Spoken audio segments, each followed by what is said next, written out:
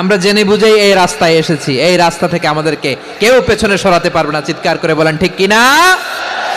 আপনারা কি অত্যাচার, আযাব, জুলুম দেখে ভয় পান?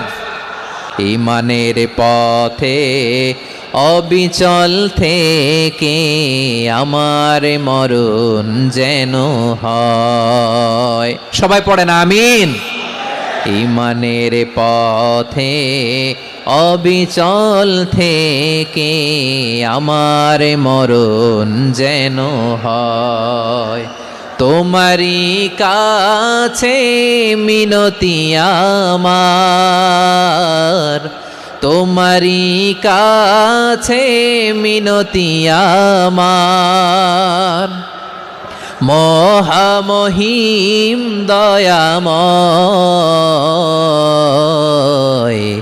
ঈমানের পথে অবিচল থেকে আমার মরণ যেন হয়। পড়েন আমিন।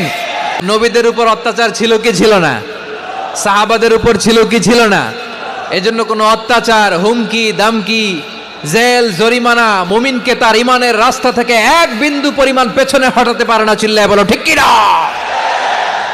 আল্লাহ আমাদেরকে সুসংবাদ দেন, ওয়ালা তাহিনু ওয়ালা তাহজানু ওয়া আনতুমুল আ'লাউনা ইন কুনতুম মুমিনিন। হতাশ হয়ো না, নিরাশ হয়ো না, ভেঙে পড়ো না, তোমাদেরই বিজয় হবে। ইন্নাল মুসলিমিনা ওয়াল মুসলিমাতি, আল্লাহ বলে যে নারী এবং পুরুষ আমি আল্লাহর বিধানের সামনে আত্মসমর্পণ করে তাদের আমি ভালোবাসি।